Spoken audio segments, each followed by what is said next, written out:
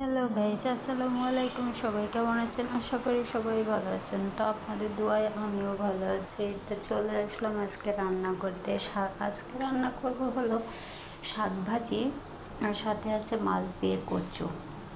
তো আমি এখানে তেল দিয়ে দিয়েছি, আমি শাকটা ভাজি করব আর কি। তো আজ মনে হলো অনেক দিন পরে একটু শাক খাবো।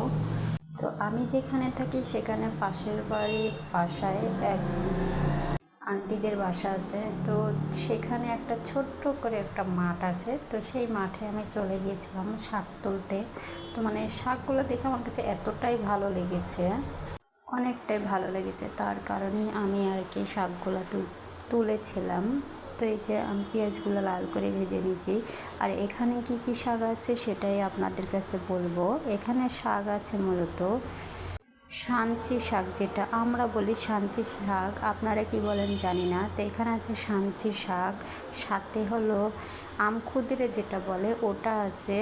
তারপরে সজনে সজনে শাক, মানে 3-4 রকমের শাক আছে। মানে আমরা যেটা বলি আতারের পাতারের শাক। তো এই শাকটা খেতে এতটাই মজা লাগে, যারা খেয়েছেন অবশ্যই তারাই জানেন। তো শাকগুলো আমি দিয়ে দিয়েছি আর একটু নাড়া দিয়ে নিচ্ছিলাম, মানে নিচে যদি লেগে যায়। তো এই যে শাকগুলো আমি ভেজে নেব, শুকনো শুকনো করে ভেজে নেব। আর শাকগুলো খেতে এতটাই মজা লাগবে জানি না। তো যাই হোক, শাকগুলো দেখতে খুব ভালো লাগছিল। আর এরকম শাক ভাজি হলে থাল ভরে তো ভাত খাওয়াই যায়। যাই হোক, তো আমি শাকগুলো সুন্দর করে নাড়া দিয়ে নিচ্ছিলাম। আর শাকগুলো একটু লেগেও যাচ্ছিল। তো এই যে শাকটা আমি, মানে লবণটা একটু কম হয়ে গেছিলো, তাই আমি আবার হালকা করে একটু লবণও দিয়ে দিচ্ছিলাম। তো এই যে আমি লবণ দিয়ে শাকটা আবার নাড়াচাড়া দিয়ে দিচ্ছিলাম। তো নাড়াচাড়া করে দিলে শাকগুলো একটু লবণটা অ্যাডজাস্ট হবে। তো নাড়াচাড়া করে দিলাম। তো শাকটা সব শেষে প্রায় হয়েই গেছে। তো এই যে শাকগুলো আমি সুন্দর করে নাড়াচাড়া দিয়ে নিচ্ছিলাম। আসলে শাকটা যদি ভালো করে ভাজি তাহলে খেতেও ভালো লাগবে, তাই আমি একটু নাড়াচাড়াই দিচ্ছিলাম। যাই হোক, শাক হতে হতে ওই সাইডে একটু কিছু কথা বলি। তো এই যে আমি ভিডিও বানাই, কেউ কি আমার ভিডিওটা দেখেন না? কারো কি ভালো লাগে না? ভাই, এত কষ্ট করতেছি ছোট বাচ্চা নিয়ে, তারপরও আপনাদের কোনো মায়া দয়া হয় না, তাই না? তো কী করব, মায়া দয়া না হলে তো কিছু করার নাই। এখানে আমি শাকগুলো তুলে নিয়েছি, শাকটা আমার হয়ে গেছে। তো এখন আমি তাওয়া দিয়ে দিয়েছি, আর তাওয়াতে তেলও দিয়ে দিয়েছি। তো মাছটা আমি এখন সুন্দর করে ভেজে নেব। তো তাওয়াটা দেখে গরম হয়ে যাওয়ার পরে আমি মাছটা দিয়ে দেবো। তো তেলটা আমার প্রায় গরম হয়েই গেছে। আর এদিকে আমি লবণ হলুদ মাছে মানে অ্যাডজাস্ট করে নিয়েছি। আর এখন আমি মাছটা দিয়ে দেব। আসলে প্রতিদিন টুকটাক মাছ খাওয়াই পড়ে। তো মাংস হয়তো আমরা বছরে একবার খাই, যেহেতু ঈদ আসলে হয়তো মাংস টুকটাক খাওয়া পড়ে। তাছাড়া আমাদের মাংস এরকম খাওয়া পড়ে না। আর যদি বাসায় মেহমান বাদে স্বজন কেউ আসে তাহলে হয়তো একটু মুরগির টোস খাওয়া পড়ে। তাছাড়া তেমন খাওয়া পড়ে না, আসলে তেমন ইনকাম নেই আর খাওয়াও হয় না। আর বাচ্চাদেরই বা কী খাওয়াবো। যাই হোক, মাছটা আমি এখন ভেজে নেব। মাছটা আমার ভাজি করা হয়ে গেছে। আমি এখন এই যে এখানে প্রায় মশলা টশলা দিয়েই দিয়েছি।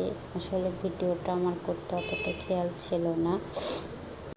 আর আমার মেয়ে ঘুম থেকে উঠে গেছে, কিছু কিছু ভিডিও ধারণ করেছি আর কিছু ভিডিও করে নেই। যাই হোক, তো আমি সব শেষে মশলার পরে একটু ঝালের গুঁড়া দিয়ে দিই। ঝালের গুঁড়োটা আমি আপনাদের দেখাই দেবো। দোকানে যে প্যাকেটটা পাওয়া যায় আমি সেই প্যাকেটটাই ইউজ করি, কারণ তরকারির কালারটা একটু সাদা সাদা দেখা যায়, তার কারণে মূলত এটা আমার দেওয়া। তো মশলা কষানোর শেষে প্রায় আমার মশলাটা কষানো হয়ে গেছে। তো এখন আমি কচুটাও প্রায় দিয়ে দেব। তো এই যে আমি এখন মানে মশলাটা হচ্ছে। আর ওইদিকে আমি কিছুটা কাজ করতেছিলাম, আমার মেয়ে ওইদিকে কান্না করছিল আর আমি আমার মেয়েকেই আর কি মূলত ধরতে গেছিলাম। যাই হোক, তো আমার মশলাটা প্রায় কষানো হয়ে গেছে, আমি চলে আসলাম। আর এখন মূলত আর একটু ভেজে ভেজে নেব, তেল ছিটকাটা উপরে ওঠা পর্যন্ত। যাই হোক, তো আপনাদের সাথে একটা কথা বলি আজ, যে আমি এই রান্না করে দেখে অনেকে হয়তো আমাকে পাশে থেকে বলে যে কি ভিডিও করে, নতুন দেখলাম, একটা ঢং করার দরকার আছে। তো ভাই আপনাদের বলি, আমি কেন ঢং করতে যাব? আমি এখানে খারাপ কিছু করতে আসি নাই মূলত। আর দেখুন বলতে বলতে আজানও হয়ে যাচ্ছে, তো ভয়েসটা কী করে দেব? এখন মূলত আজান দিচ্ছে, আজানের শেষে আমি আবার আসবো ভয়েসটা দিতে। তো এই যে আমার মশলা আমি এখানে কচুটা দিয়ে দেওয়ার পরে হালকা করে পানি দিয়ে দেব।